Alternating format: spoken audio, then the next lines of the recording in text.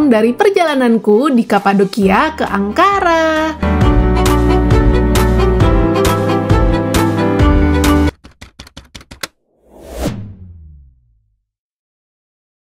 Aku lagi berada di Salt Lake atau Danau Garam, dan beneran garam semua. Ini seluas ini, ada sekitar 110 hektar di kota Ankara, Turki.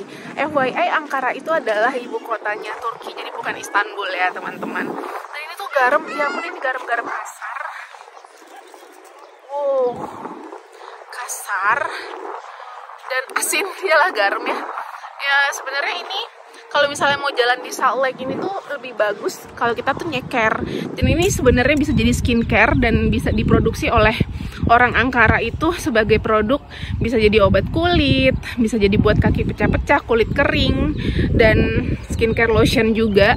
Ada dijual juga di dekat sini, banyak banget toko souvenir yang bisa kita bawa pulang untuk cuci kaki. Jadi ya Salt Lake ini lebarnya 110 hektar, luas banget kan. Terus kalau misalnya kita jalan ke situ, sepanjang jalan itu bisa langsung menuju bukit yang di situ, bukit-bukit gandum. Dan kota Ankara FYI adalah ladang gandum. Sepanjang jalan aku melihat adalah ladang gandum. Oke deh, aku mau next stop, mau jalan lagi. Mari kita explore sedikit kota Ankara sebelum kembali ke Istanbul, karena aku sudah mendekati hari-hari terakhir di Istanbul, di Turki. Jadi tempat ini tuh dalam bahasa Turki namanya Tuzholu, danau terbesar kedua di Turki. Salt Lake ini danau berair asin yang kadar garamnya tinggi banget. Kadang kalau kena matahari dan danaunya berair, warnanya jadi gradasi pink agak gelap. Warna ini disebabkan oleh adanya alga Dunaliella salinas, makanannya para flamingo dan angsa. Kalau beruntung sih kita bisa melihat flamingo juga di sini.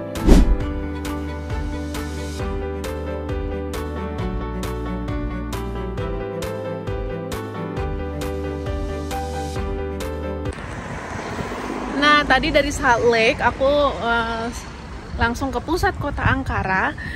Ankara adalah ibu kota Turki dan di sini adalah pusat pemerintahan dan militernya.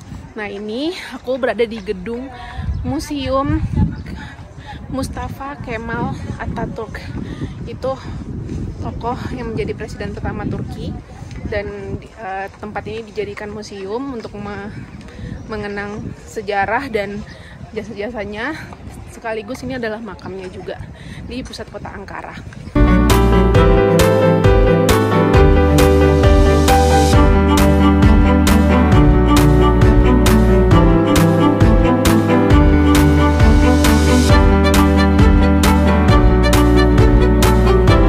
Wah, Museum Mustafa Kemal Atatürk rame banget. Ini padahal hari Senin loh. Rame banget, tapi aku mau coba masuk dan waktunya juga nggak banyak, jadi ya kita bisa lihat apa ya di dalam. Karena Ankara merupakan ibu kota negara, nggak afdol kalau aku nggak mengunjungi monumen bersejarah yang ada di Turki. Salah satunya adalah Mausoleum Atatürk yang merupakan komplek makam presiden pertama Republik Turki, Mustafa Kemal Atatürk, sekaligus museum koleksinya semasa menjabat menjadi presiden Turki. By the way, masuk ke dalam komplek ini gratis ya.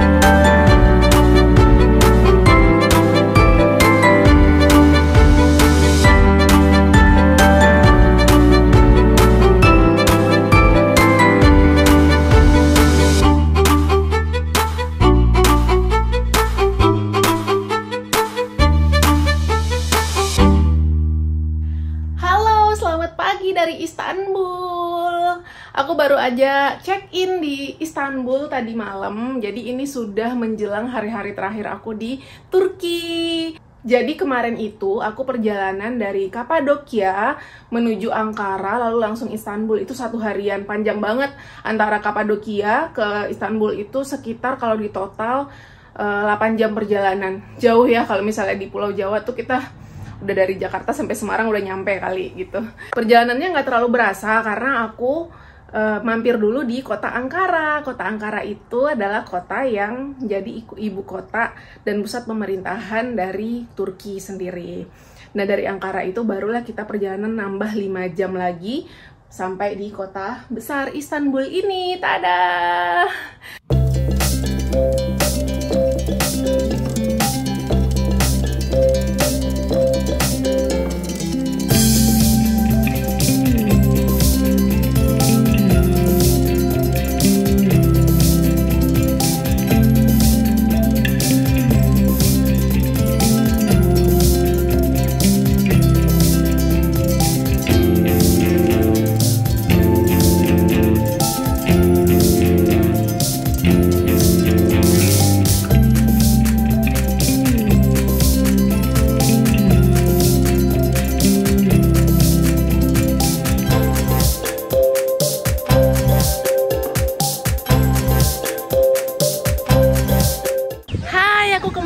mengeksplor Istanbul yang cantik ini. Aku sudah masuk ke Topkapi Palace, itu istana Topkapi yang sekarang jadi museum. Disinilah tempat kejayaannya dinasti Utsmaniyah, dan di sini ada beberapa barang-barang Rasulullah disimpan juga di sini. Jadi museum dan kita bisa lihat ke dalam. Ini ada beberapa museum di situ, di sana. Dan ini katanya tempat putri Sultan tinggal sebelah sana. Topkapi Palace adalah istana di Istanbul, Turki yang merupakan kediaman resmi Sultan Utsmaniyah selama lebih dari 600 tahun. Istana ini udah dibangun sejak tahun 1400-an. Di sini tuh terdapat beberapa koleksi penting tentang Turki dan Islam, seperti manuskrip Al-Quran pertama di atas lembaran kulit binatang. Kini, kawasan istana ini ditetapkan sebagai situs warisan dunia UNESCO.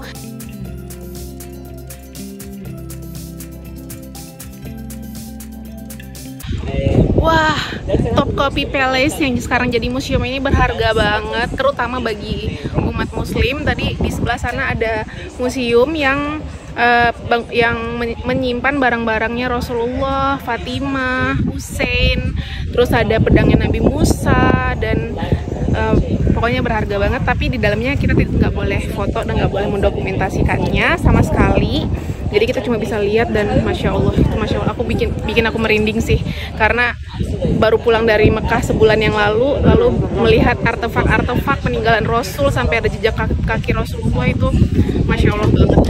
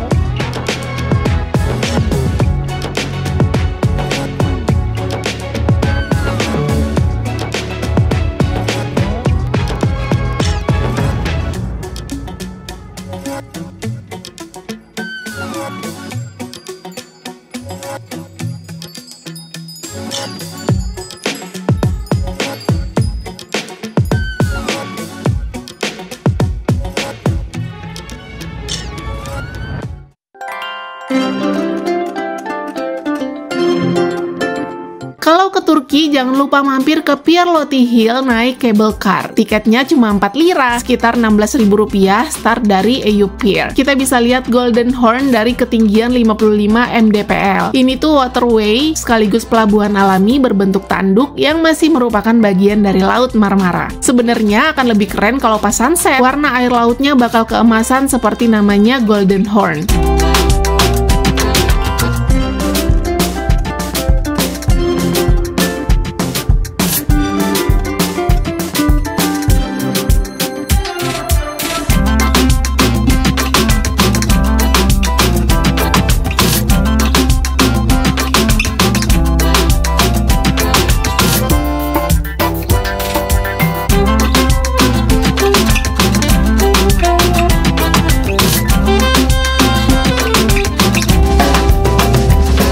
Next stop, aku mengunjungi Museum Panorama 1453 di Turki.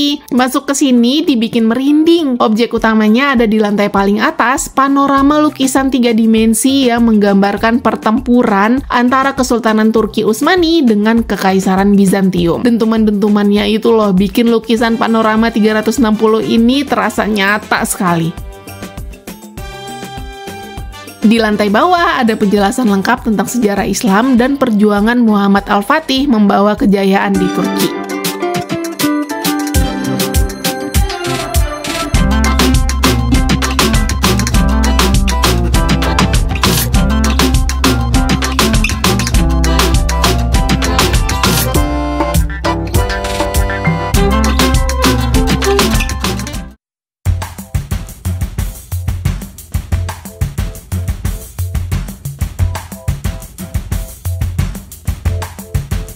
Aku juga mampir ke Galata Tower, sebuah menara batu abad pertengahan di distrik Galata, Istanbul, Turki. Dibangun sejak tahun 1348 bergaya Romawi kuno. Tinggi menara ini 66,9 meter, lokasinya di bagian utara Golden Horn yang sempat kulihat dari Pier Loti Hill. Bangunannya unik dengan kerucut di bagian puncak, dulu digunakan sebagai menara pengawas. Sekarang di lokasi ini ramai dengan restoran dan minimarket.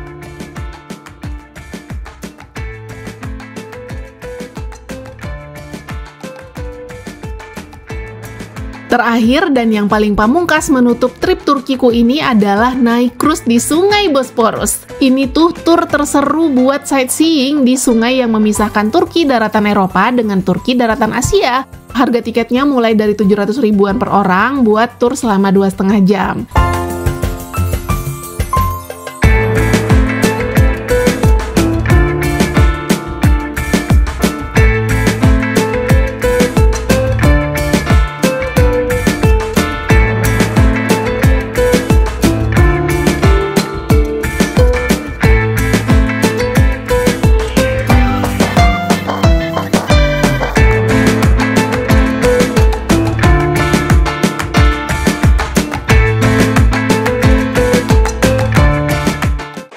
Ini hari terakhir aku di Turki, jadi nanti malam mau flight kembali ke Jakarta, Indonesia. Dan pokoknya jangan sampai ketinggalan vlog series Turki aku, karena ada beberapa vlog yang akan aku bikin. Semoga bisa menginspirasi kalian dan teman-teman juga semuanya. Siapa tahu bisa ke Turki, jadi bisa lihat list-list kemana saja aku selama di Turki.